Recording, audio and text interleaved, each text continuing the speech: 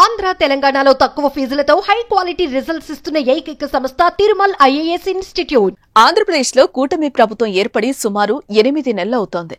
ఈ 8 నెలల కాలంలో అనేక రాజకీయ పరిణామాలు చోటు చేసుకున్నాయి. ఓటమి తర్వాత వైసీపీ కీలక నేతలు జగన్ నమ్మిన బంటులు పార్టీకి దూరమయ్యారు. కొందరు వైసీపీ నేతలపై కేసులు వెంటాడుతున్నాయి.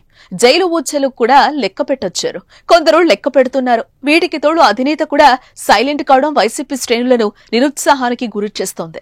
రాష్ట్ర వ్యాప్తంగా నేతలు కార్యకర్తలు ఎక్కడికక్కడే సైలెంట్ అయ్యారు. కానీ జగన్ రూట్ మార్చి స్పీడ్ పెంచడంతో ఫ్యాన్ గిరగిరా తిరుగుతోంది.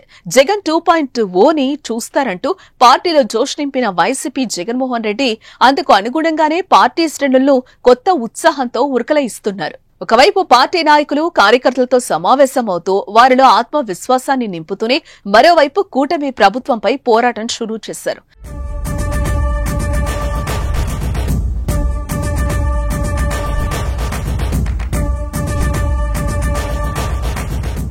మూడు రోజుల కిందట విజయవాడలోని జిల్లా జైల్లో రిమాండ్ ఖైదీగా ఉన్న వైఎస్ఆర్సీపీ నేత గన్నవరం మాజీ ఎమ్మెల్యే వల్లభనేని వంశీతో వైఎస్ఆర్సీపీ అధినేత మాజీ ముఖ్యమంత్రి వైఎస్ జగన్మోహన్ రెడ్డి ములాఖత్ కావడం, తాము అధికారంలోకి వచ్చాక వేధించిన వారందరిపైన చర్యలు తీసుకుంటామని తీవ్ర స్థాయిలో హెచ్చరించడం రాష్ట్ర రాజకీయాల్లో సెగలు పుట్టించింది. అంతేకాదు మీడియాలో కూడా హైప్ ను క్రియేట్ చేసింది.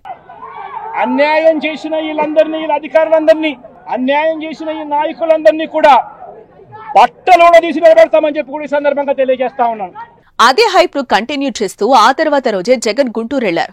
మిర్చి ధర పతనంతో ఆవేదన చెందుతున్న రైతులను పరామర్శించి వారి సమస్యలను అడిగి తెలుసుకున్నారు. ఈ పర్యటనకు ఈసీ అనుమతి లేకపోయినా జగన్ మిర్చి యార్డుకు వెళ్లడం దుమారమే రేపింది. జగన్ చేసిన ఆ పర్యటనతో గుంటూరు వైసీపీ క్యాడర్ యాక్టివ్ కావడంతో పాటు రాష్ట్ర వ్యాప్తంగా జోష్ నింపింది.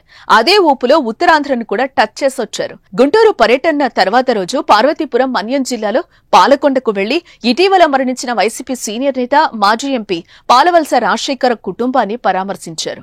రాజశేఖరం భార్య ఇందుమతి, కుమారుడు ఎమ్మెల్సీ పాలవలస విక్రాంత్, కూతురు మాజీ ఎమ్మెల్యే రెడ్డి శాంతిని ఓదార్చారు. విజయవాడ, గుంటూరు, పాలకొండ ఎక్కడికెళ్లినా జనం భారీగా తరలొచ్చారు. జగన్ స్పీచ్ కు కూడా అదే స్థాయిలో రెస్పాన్స్ లభించింది. సీఎం సీఎం అంటూ నినాదాలు కూడా చేస్తున్నారు.